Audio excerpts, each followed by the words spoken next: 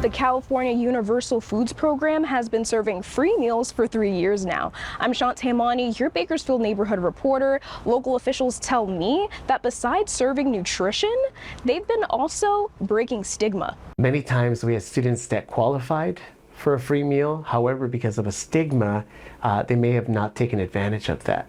California was one of the first states to implement the Universal Foods Program.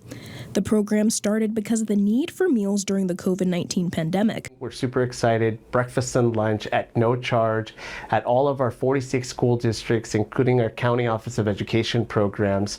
Students should be receiving a meal, a breakfast and a lunch at no charge. What began as a national initiative for low-income families has grown in California to include all students. Juarez tells me the funding has helped to improve the quality of the food being served, and there are plans to have more locally sourced food, including made-from-scratch recipes. You know, it takes time to put a lunch together at home. And if this is already available, let us help you with that. School websites and your school district app are the best way to find out what lunch is available for your child, as well as contacting local officials, letting them know your concerns or recommendations.